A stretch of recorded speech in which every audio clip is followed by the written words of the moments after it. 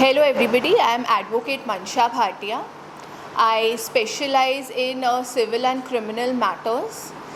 Recently I have represented a rape victim and the rape accused is Mr. Karan Oberoi, and there are various other matters which we have filed for defamation, making derogatory statements and most importantly revealing the identity of a rape victim against Miss Pooja Bedi and various other friends of Mr. Karan Oberoi. So this matter has been going on, and recently Miss Shilpa Shinde has come across and she has said that she had filed a false sexual harassment case against her producers. So पता नहीं, जैसे ही कहीं पे कुछ rape की बात होती है, कुछ सेक्शुअल हरासमेंट का केस आता है, mister Karan Oberoi and miss Pooja Bedi always seek to take that opportunity and वो कुछ ना कुछ मीडिया में बोलना चाहते हैं जो डायरेक्टली या indirectly is against my client. Either it defames her or it is to harass her or that is just to falsely create and whitewash his own image. तो रिसेंटली क्या हुआ, जैसे ही मिस शिल्पा शिंदे ने ये पब्लिकली अनाउंस किया कि हाँ मैंने एक फॉल्स केस किया था, तो mister Karan Oberoi and miss Pooja Bedi again took that opportunity और वो मीडिया में बोलना शुरू हो गए कि मिस्टर Karan Oberoi के अगेंस्ट भी फेक रेप केस हुआ था. It is very surprising. Chargesheet file हो चुकी है, they have been appearing in the courts, तो भी वो पब्लिक को मिसलीड कर रहे हैं, मेरे क्लाइंट के अगेंस्ट कुछ ना कुछ बोले जा रहे हैं. ट्रायल शुरू होने वाला है तो उस वजह से they are just trying to derail the entire case by making these false statements publicly. उन्होंने फिर से बोला कि मेरे अगेंस्ट फॉल्स रेप केस हुआ है, फिर मैंने जिनके अगेंस्ट फॉल्स रेप केस हुआ था उनके लिए मैंने वो सेक्शन 375 और सम मूवी उसकी स्क्रीनिंग कराई. तो ये सब चीज़ों का असर विटनेसेस पे पड़ता है, इन्वेस्टिगेटिंग एजेंसीज़ पे पड़ता है, जजेस पे पड़ता है, सब आज मीडिया में पढ़ते हैं ये articles. So this is basically just to try to derail the entire matter which is not in my client's interest. सबको लगेगा कि मेरे क्लाइंट गलत है. आज उनको बॉम्बे छोड़ना पड़ा, उनका बिजनेस बंद हो गया because of this case. Poona में भी उनको लोग हरास कर रहे हैं, उनको अपना घर छोड़ना पड़ा वहाँ पे भी. यहाँ पर भी वो सोसाइटी से निकाले गए, बिजनेस नहीं है, काम नहीं है, कुछ नहीं है. Being a rape victim today she is the one who is suffering more than the rape accused. तो कहाँ का जस्टिस है ये? हमने सिंटा को भी लेटर भेजा, नॉट दैट कि because my client is a member of CINTAA और she is a member of the industry. No, she is not a member, but we wanted to appeal to their human side, their ethics, their morals. वहाँ से भी हमको कुछ response नहीं आया. आज मेरी क्लाइंट है जो सफ़र कर रही है और मिस्टर Karan Oberoi और मिस पूजा बेदी रुक ही नहीं रहे हैं, कुछ ना कुछ बोले जा रहे हैं. Miss Pooja Bedi being admittedly and may be on record claiming to be an advocate for women's rights. ये कौन सा राइट हुआ? कहाँ का राइट है? मैम रिसेंटली एक इंटरव्यू में करण जी ने जो सिद्धार्थ करण का शो है उसके yes on YouTube, yes you are right. कुछ कहना चाहेंगे जो उन्होंने आइडेंटिटी रिवील की थी जो कि हम नहीं कर हाँ, सकते. It was a very cleverly orchestrated interview. जो वर्ड्स भी यूज़ किए गए हैं उनको पता है कि बिकॉज हाई कोर्ट तक में वो केसेस चालू है, तो they were being very cautious about using the words. But फिर उसके बाद क्या होता है, जो नीचे कमेंट सेक्शन है वहाँ पर कुछ लोग आके मेरे क्लाइंट की आइडेंटिटी फिर रिवील करते हैं, फिर उनका नाम रिवील करते हैं और उनके अगेंस्ट गंदी बातें बोलते हैं. This could be any third party. We do not know who these people are. तो इंटरव्यू में भले ही आप उतना कुछ नहीं बोल रहे हो, बट नीचे कमेंट में आके लोग ज़रूर बोल रहे हैं against my client, and not only against my client, shockingly against Gujarati community, कि वो सब बाजारू है, वो प्रोस्टिट्यूट्स होते हैं. Is this the way?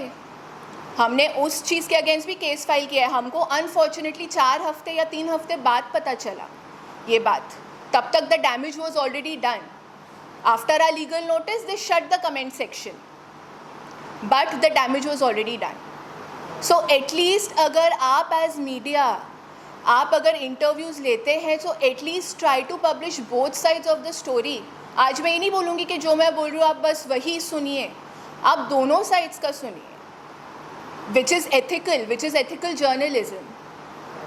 आज यहाँ पे हर जगह, मतलब मेरी क्लाइंट ऑलरेडी 50-60 लाख अपना दे के बैठ चुकी. उनको लगा उनकी शादी होगी, शादी तो नहीं हुई, बेचारी बॉम्बे से ही निकल गई, कहाँ जाए क्या करे.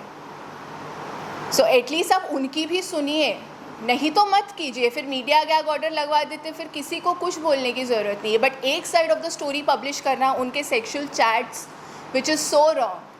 My client has never denied that she was not in a relationship with Karan Oberoi. She was very well in a relationship with Karan Oberoi. There was a promise to marry. There was exploitation, whatever it was.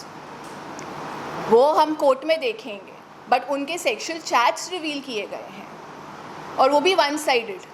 And big media houses I am talking about. So please be fair and just to my client as well.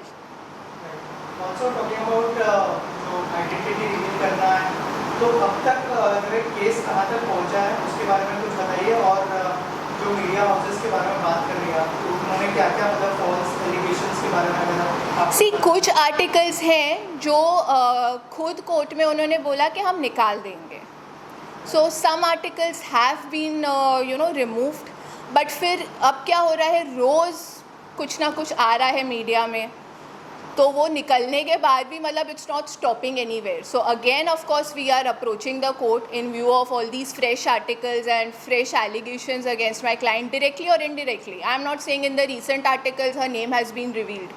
No, but everybody now knows the name of my client thanks to the earlier articles. Her phone number was revealed. Derogatory statements were made against her. So directly indirectly सबको पता ही है. और बीच में YouTube पर भी उनका नाम फिर से रिवील करा गया मिस्टर करण ओबरॉय के इंटरव्यू के टाइम पे. So everybody nose. So what ever statements they make, everybody nose कि क्या हुआ है एक्चुअली में, और मेरे क्लाइंट के बारे में ही गलत सोचा जा रहा है इसमें.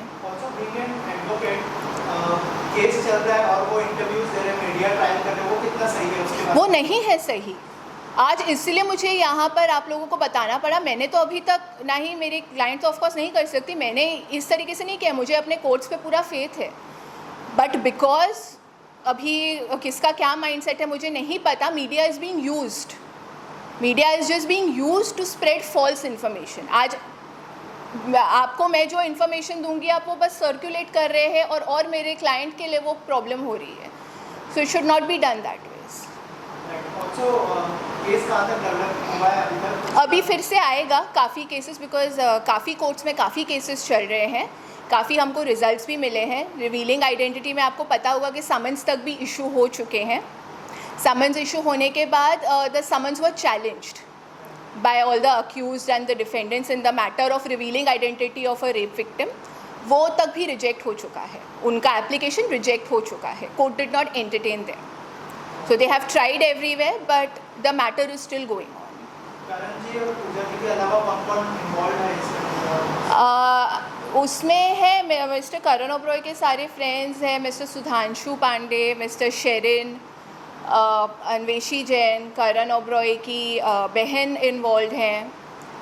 आई am not saying involve as in I am not passing any verdict. I am just saying that they are the co-accused in the matter.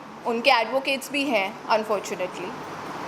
Lastly, what is next? Next, I have full faith in the legal system, and I am sure they will support my client. And I hope आगे at least ऐसे acts ना हो कि हमारा case ख़राब हो, या मेरे क्लाइंट को फिर से अब जहाँ भी वो रहते हैं वो देश ही छोड़ के चले जाना पड़े. आई जस्ट होप वहाँ तक बात ना पहुँचे, because unfortunately media is being used for that.